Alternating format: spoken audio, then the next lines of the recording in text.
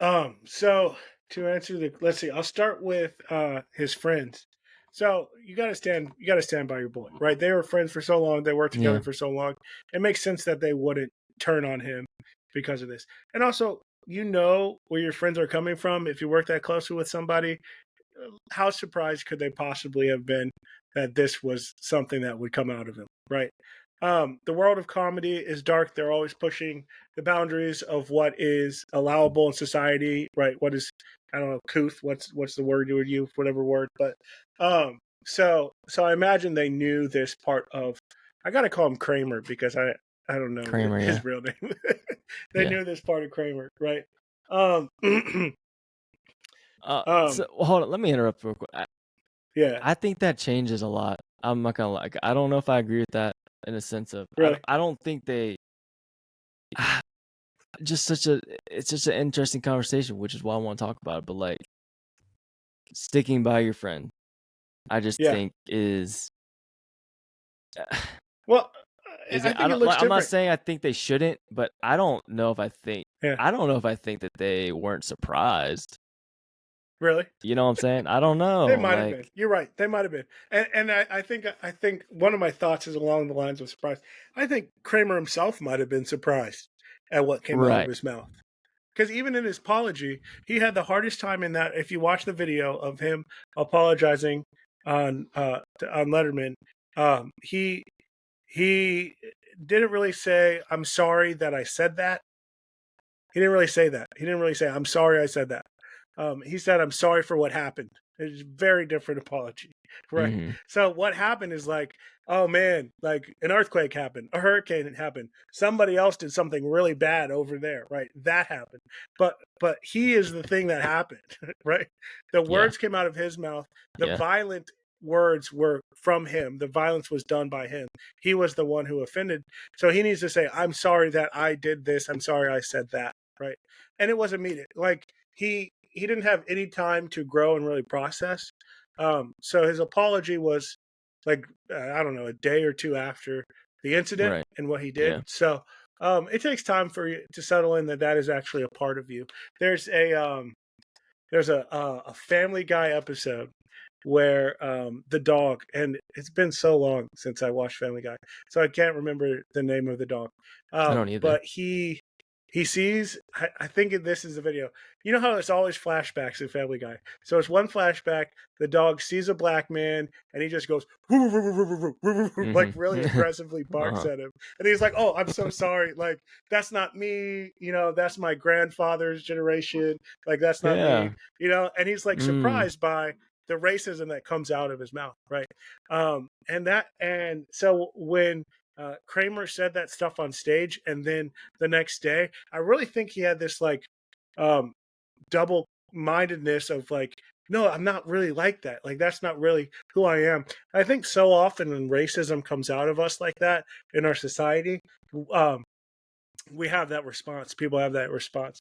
Like here, so I'll take us back to 2020 again. So Mhm. George Floyd, when he was killed on the street, surrounded by police officers, and his life was just strangled out of him. Right, that man just knelt on it for Mhm. like what was it, like 20 minutes, knelt on him until he was dead. Right. Um, our society was like, that's not us. Like, whoa, like we need to do something about it. Raise all the DEI initiatives you want. Like, we need to Yeah. do something about it. But that is us. That came from us. That is America. That's a picture of who we are.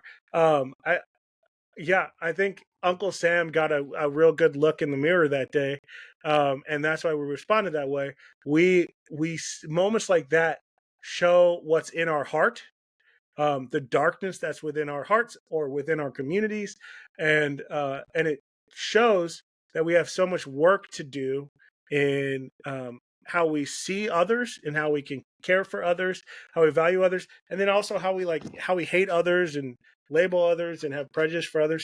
We've got stuff to work out. So I don't know what's happened in Kramer's life, the actor's life, since in the past 20 years. But just like us, if if he hasn't done some serious work and reflection on why those things came to mind, why he thought those things should come out of his mouth, then do we to what extent can we bring him back if he doesn't address the offense again? Then how much of a platform should we afford him? And the same thing for us. If we're going to go back on all our DEI initiatives, then it's just going to happen again in 20 years. It's still there. Mm-hmm. If we haven't learned and can continue to address the fault, it's just going to continue to grow. So Yeah. yeah. I've never seen something like this from Kramer. Not just from him, but like I've never seen something like that from anybody on both sides. So like it was one of the most like offensive, like racist rants like I've certainly ever So seen. bad. Like it So was, bad.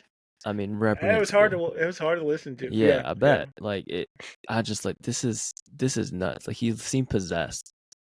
I didn't see anything hmm about him being like intoxicated or anything. I'm like he's out of his mind. This is crazy. yeah, yeah, But then I also in the apology could not, and even like I saw some other like like there's a conversation I think I sent it to you that he has with Jerry. He seems genuinely like he even says some like things that typically are like that's shallow, that's not real, that's not authentic, but it's like oh man, like yeah, it's you're saying it in such a genuine way that I'm like man, I do believe, like part of me yeah, is like I do believe you are deeply deeply sorry and you understand how terrible this was, but I'm torn yeah, obviously because, and I'm not the forgiveness police, like it's not like it's up to me, but I personally I'm just like torn because I'm like man, he seems so genuinely apologetic, like I believe him, like because I think he even said the phrase like I can't believe this happened because I'm not racist, like that's the crazy thing.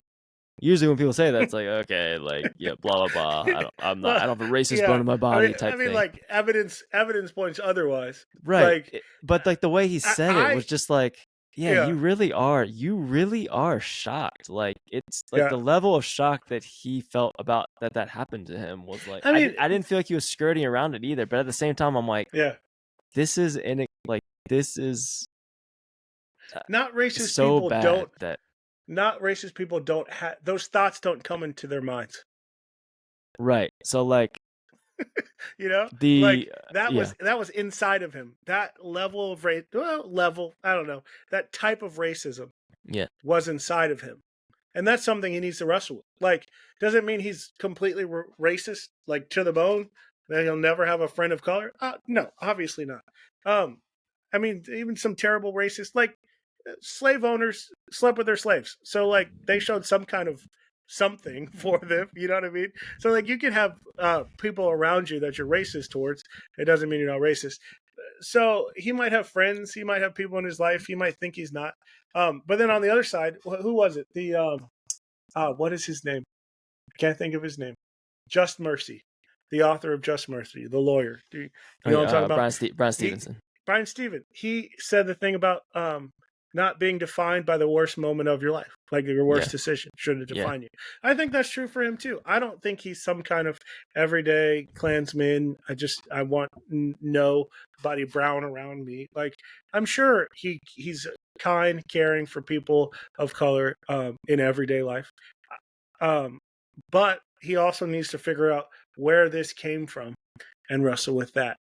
So yeah. I mean, I think it's okay for him. I also genuinely believe that he doesn't at this point in his life care about making a comeback. I could yeah, be I wrong. don't Maybe think I'm so not. Like either. I think he's just doing a book and it's whatever. But I to mean, this was a me, 20-year hit on his career. That right? To he was me, at the height of his career, and he's taking his lumps, and he's like that. yeah, he's not coming I back. think there's a way for it to affect him the rest of his life, like it has, without it being canceled shame. He's the worst person that ever walked the planet. Like I don't think that's the Yeah, answer, but I do think that that incident is going to stay with him. I'm not saying yeah, it should, but I think it also is understandable that it that it would. And I yeah, think the conversation of it caused me to do some self reflection of the whole sticking with your boy through it all. I'm not advocating. I'm really not. Like, please don't mishear me, anybody listening. But like, the way, so for friends to stick with him in through all that time, especially early on, like just the phrases of, well, to me that can be detrimental to progress and growth sometimes. Just the phrase Mm, of like, oh well, they're my friend, or I know my friend, like yeah. Yeah. I'm with them every day. I do, they would never do that, or like Like you make I know excuses they for did. them, Yeah, I know they didn't mean and that, and those like excuses get in the way of yeah, their actual processing even for their good to grow as a person. in the phrase Yeah. like, I know their heart, they didn't really mean that type thing. To me, I have trouble separating that. Like, okay, I get it. Like, I have friends. Like, I don't want to Yeah. not have like to just jump ship or tell someone to jump ship. But Yeah. where's the line of helping hold them accountable Yeah. publicly if something was done publicly? Do you know what I'm Right. saying? Like, I'm not saying Yeah. we're privy to all Well, their personal relationship conversations, but this yeah. happens such a public scale. I'm like, that can be We detrimental, in my opinion, so to what we also other saw people. we saw the videos of them reacting pretty quickly after. Uh-huh. So these so that it's not like those guys had time to process either.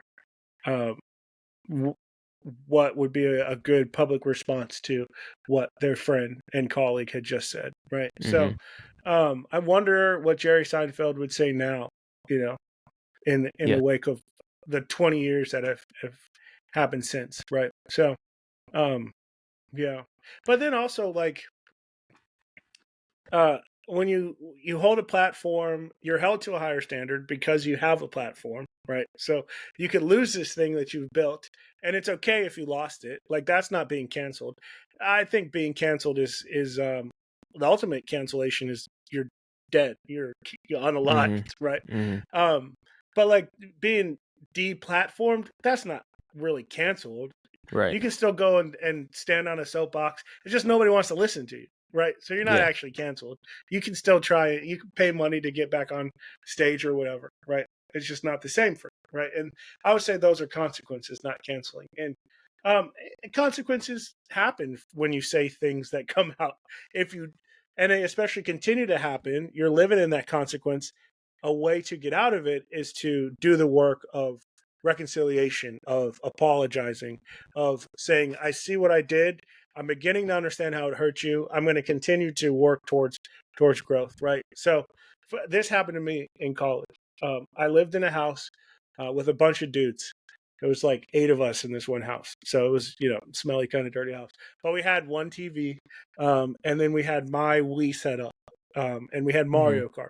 And so it was one random night I was playing Mario Kart, and there was this new transfer student, um, and she was playing Mario Kart with me, and she transferred from a big state in the South, and I beat her.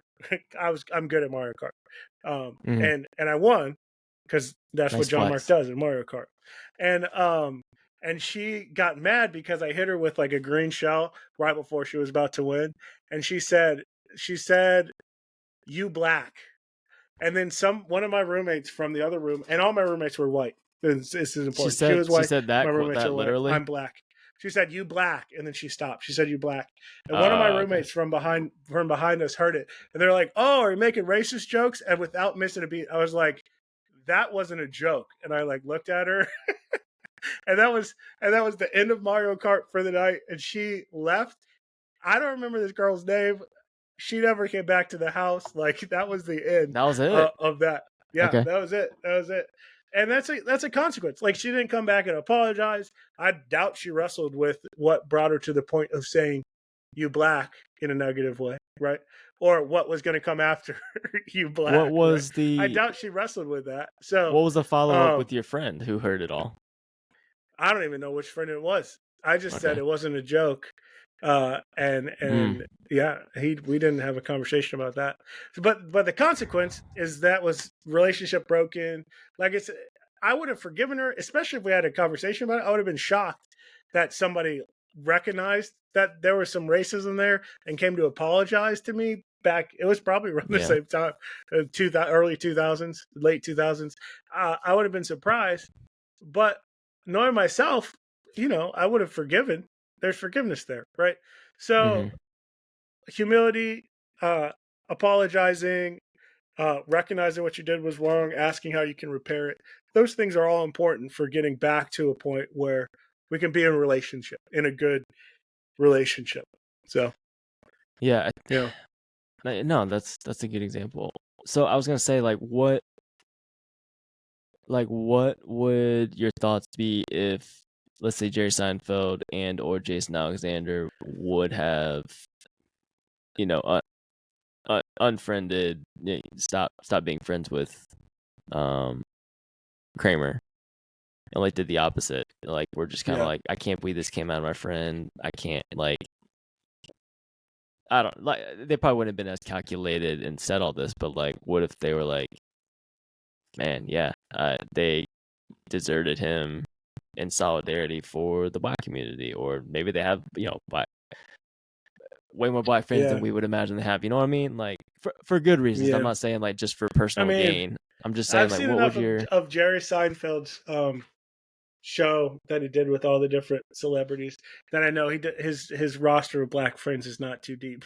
so so I don't think he'd be well coming imagine out okay well in imagine it was solidarity though. for the black community. I guess Yeah, what I'm imagine it asking was. is, there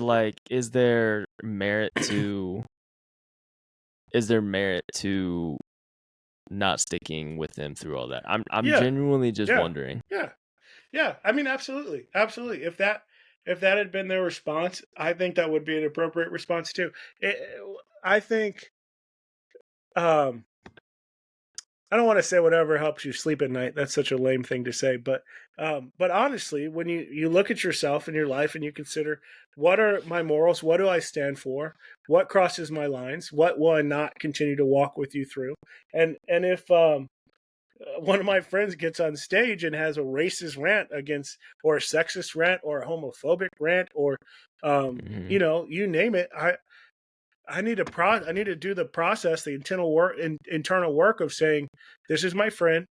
I have significant invested in this relationship, but he's done this thing. How does that affect my relationship? Can I Hmm. continue to publicly say, yeah, we're buddies, or do I need to say we were friends? This affects my relationship now. We can't continue the same until he does some work to grow and change. So I think saying we're going to put that type of working relationship slash personal friendship on pause, on hiatus. We're going to take a break. I think that's completely appropriate to do in the wake of something like this. Yeah, What do you that's think? What good. are your thoughts on No, that? I think I agree. I mean, I'm asking for, even personal reasons, because I'm like, I'm genuinely, not going through this, but uh have had adjacent experiences like this Mm, where, mm, someone who I expect to be in solidarity with me about something along these lines, and then literally the pushback is, well, what do you want me to do? The other person or these people are my friends. Like, I can't do mm. X, Y, and Z. And to me, I'm just Yeah, like, and again, it depends. It's not been people, I guess, that I've been as close to as, probably Kramer and Jerry Seinfeld or whatever. But like, to me, I'm hmm, torn because I, I both empathize and understand like friendship is tough and sacred, but at the same time, I'm like, but can you see a bigger picture of, yeah, hey, that's not. I've literally said this to somebody that was dear to me. I've said, look, I I get it, like that. This sucks, but I'm not yeah, going to carry the burden of your friendship when when I can tell you agree with what I'm saying. You know what the right answer is, but you yeah, want me to be okay with you doing nothing because you don't want to hurt your friends' feelings, type thing. yeah, A little different than the level of yeah, what we're talking about, but to me, I'm genuinely torn because I'm like, what is acceptable? And I know the answer yeah. is It's a person good to question. person, it's individual, but I'm It like, is. It is. I what think is you have to acceptable consider here? level of Yeah, harm done. Right. What Kramer did was egregious. Like I haven't heard something that bad. I also think uh, the cell phones were getting to a point where you have that recording. I yeah, think TMZ was at a point where they needed that type of recording. hmm, A lot of stuff came together that he was a life lesson to lots of people, lots of public figures. I'm sure stuff like yeah, that was said in rooms that weren't recorded. But more to what you're talking about. Yeah, there's different levels of offense, right? And I think people need to consider how bad was the act, how often does it happen, how is this affecting my personal life, right? But then ultimately, I think it comes down to this too, like, um, what is their relationship with the person who is offended, the one who might be hurt or attacked, Right. right? Yeah, So, that's good. like, if somebody does something to my brother, if a friend of mine physically attacks my brother, like tries to kill him, am I going to be that person's friend anymore? Yeah. You know, like, Yeah, that's good. so like, going as believers, family of Christ, we're brothers and sisters in Christ, right? Um, Racism, you throw that in the mix. Are you going to be friends with a racist, with somebody who speaks so poorly and badly of your brothers and sisters? Like, Well, I think a is lot this really how we care no. for people, right? I You mean, know, you know who you're like, talking to, but like I think some people would say the Christian thing to do is yes, you would uh, pray for and apologize and forgive Dylan Roof, right? yeah, Like yeah, they people love that happened. they do. I'm not Love sure your that enemy, what they like love. that's what loving your enemies is. I'm Well, just I'm not saying sure. that's the pushback. I think Yeah, I'm that's not what I'm sure asking. that what they love is forgiveness as much as it is smoothing things over, Uh-huh. right? Yeah, but Where forgiveness is, I'm not going to hold you to what you've done. I'm not going to harbor the weight and the hate and the pain and hold that against you. yeah, Um, where smoothing it over is like, okay, so I forgive you. Let's, we're just gonna let it go in the past. That's smoothing it over. Forgiveness is, there's still something that needs to be paid for. There's still a debt yeah, of pain that somebody needs to hold, right? yeah, And yeah, and in Christ as believers, Christ is the one who takes that, right? So we yeah. understand that. But um yeah, so there's a difference between smoothing it over and forgiveness. Yeah. I agree. I agree with that. Like with the stuff that's on video and politically motivated, the smoothing over is a better way to phrase that. I think that Yeah. I also have been. This has turned into like a counseling session for me. Um, I I, I do genuinely think that the genu- generation above us, um, a, a lot of them I feel like have a capacity for forgiveness that I can't understand. That seems just otherworldly to me at times. Mm. And what I mean is like, and I think that I can even probably come off. I don't say all this out loud, but disrespectful to people above me, especially people of color, and just how I think. Not that I'm purposely being disrespectful, but for like I can hear like somebody,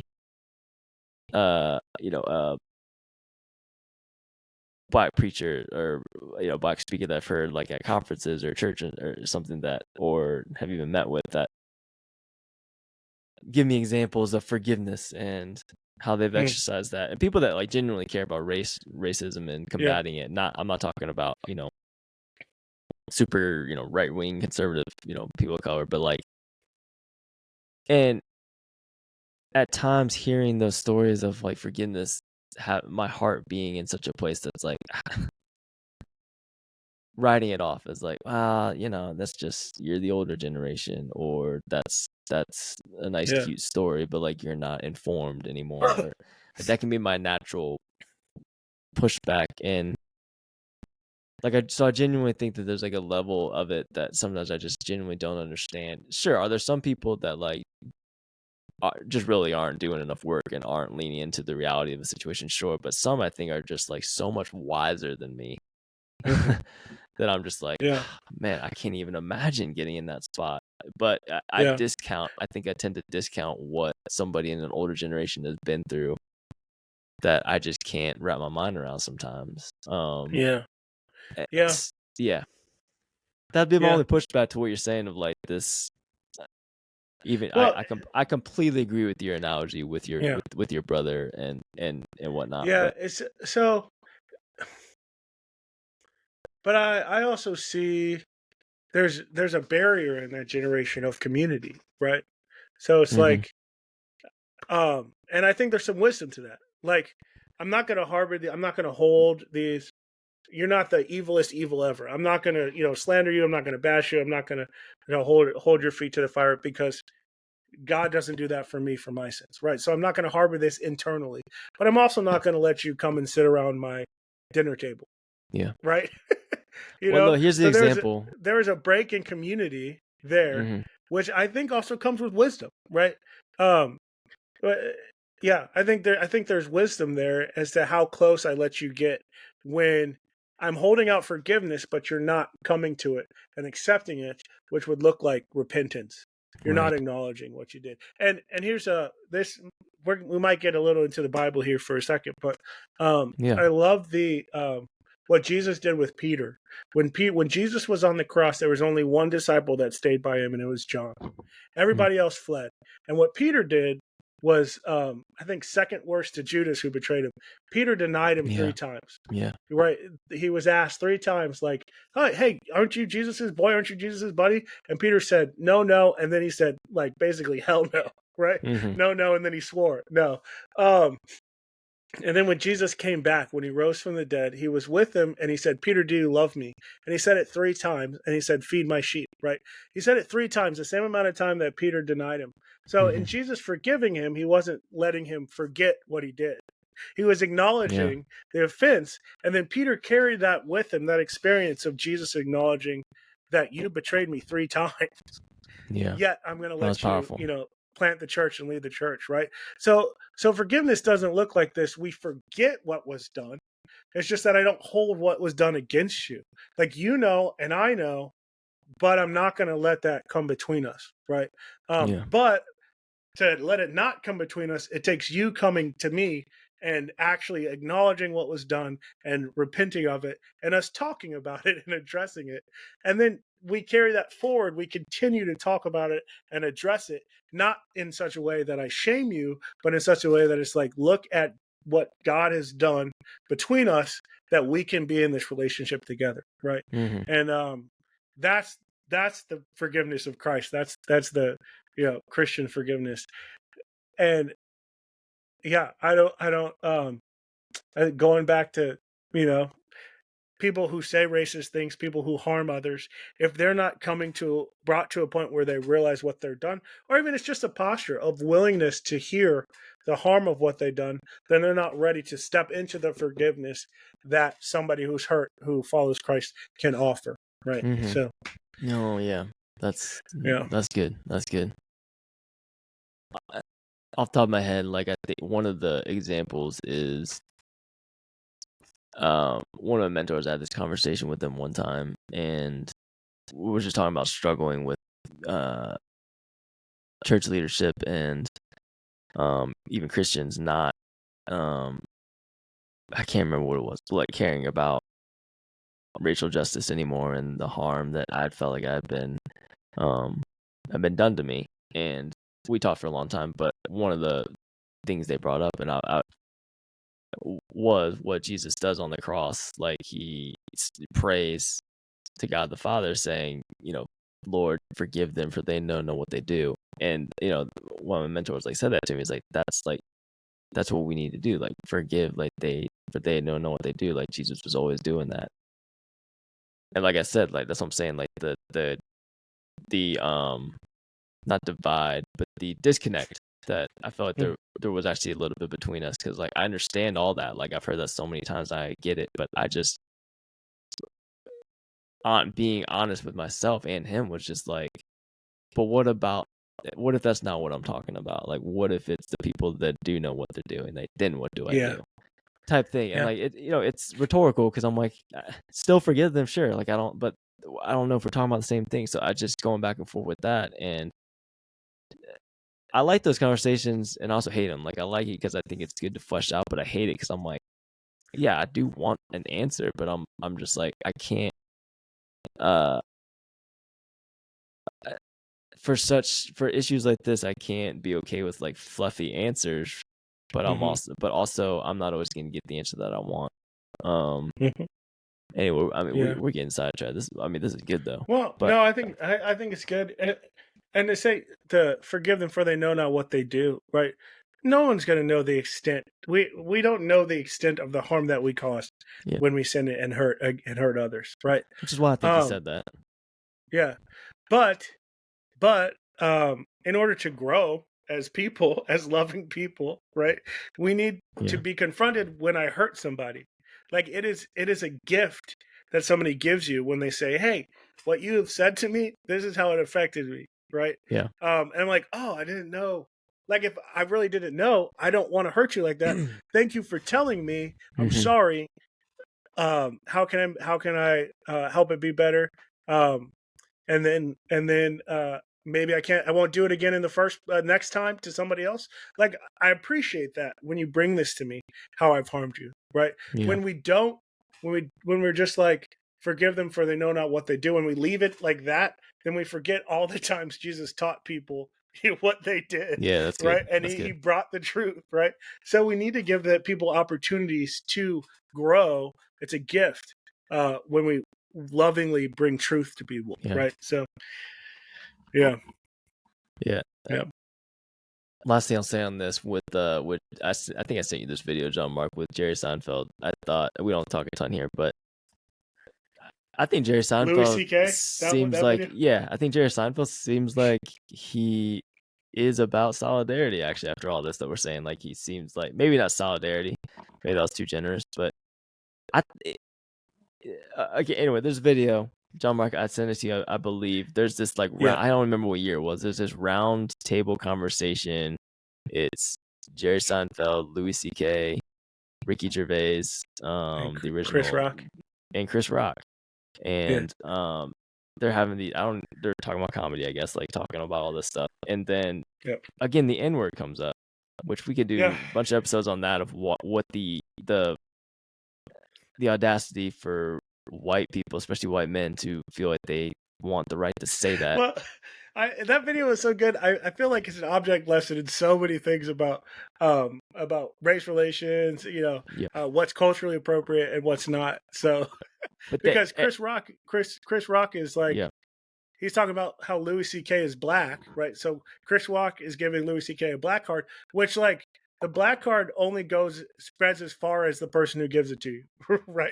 So yeah, if you have a black friend who says you're black and you can act black around them, you can only act black around them. You mm-hmm, can't mm-hmm, take it to a black community. You can't do that. They don't know you like that. It's not mm-hmm, appropriate. You can't do that. So Chris Rock does that, and Louis C.K. says, "I'm an N word."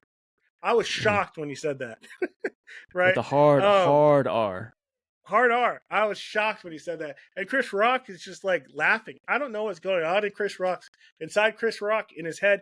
Also, Chris Rock misses on some social cues because he I don't know. I think he's on the I think he's talked about it. He's on the spectrum. So he misses on Oh, some I didn't know social that. cues. So yeah. So I don't know. I don't know, what's going on with Chris Rock. But Big miss. yeah, yeah, it was a big miss. And then they have this like moment where even Ricky Gervais says it, and I'm just like, no, the only one who doesn't say it is Jerry Seinfeld. And I don't Ricky know Gervais if was the biggest problem to me. He yeah, looked too overjoyed that he to could say it. just start Say saying it. it. I'm just like, Yeah, he yeah, did. He was really bubbly and excited. He's like, "Oh, we're saying this. It's okay. We got the yep, black man here who signed it yep. off." It's like, no. And Jerry Seinfeld, his wisdom in there, knows what's funny and what's not. Very I don't uncomfortable. know if he's an ally or not, but he didn't say it, and he was visibly uncomfortable with it, And he and wanted to explicitly move said, on. He wanted to yeah, move he on. he He said, said, I "I'm don't think not." you can do that, and I'm not Yeah, gonna do yeah, that. Like you yeah, shouldn't be saying yeah. that. He was calling him out. I was like, And they okay, can't, and they shouldn't. I mean, we can have the conversation about who can and who can't say the N word. I think it's worth a good conversation. Um, Ta-Nehisi Coates has a video on it that is out uh that's huh. really good about how he explains the context around words. And he even goes to say, like, he and his wife call each other, I don't know what love word he uses, but I call my wife my boo. And, hey, boo. hmm She says, hey, boo. If I go out there and I start calling a random woman boo, right? Context, we understand context. Context matters, right? And so with the N word, if you're not a part of that group, where it's okay to say it, where it's within the group, then you can't. You're not. We understand that for all these other words, but for the N word, it's just such a charged word that people are like, "What? Why can't I say that?" And then when you throw comedy on top, where you're already supposed to be sacrilegious and countercultural anyway, like it's just a recipe for people to try and push that envelope too. But that's still a you can't go here. It's Yeah. still a no. That's still a career killer. So To me, yeah, seeing Jerry have that kind of have those kind of guts to speak up in that made me think of how he's still stuck with Kramer through all of it, because I'm like, it yeah, does seem genuine. Like he really does not, because it's almost the same thing. The N-word was involved in a really egregious hmm way. He hmm had the wherewithal to speak out against it on the spot. But with it, I don't think it was inconsistent of him to still stick with Kramer through it all, because I think that just spoke to the level of friendship they have. Like I don't think, like I think if then like a Louis C.K.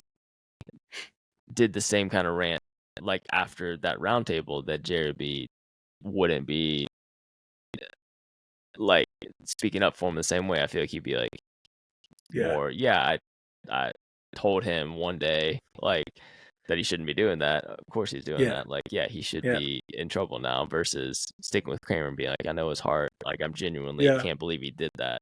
So it's like I don't know. Anyway, that doesn't really matter that yeah. much. I I will say just this to yeah. that video. Chris Rock had a bit where he described two different kinds of black people, Mm-hmm. and you can that's on the internet too, where he called one the N word and then one not, and perhaps not to defend Louis C.K.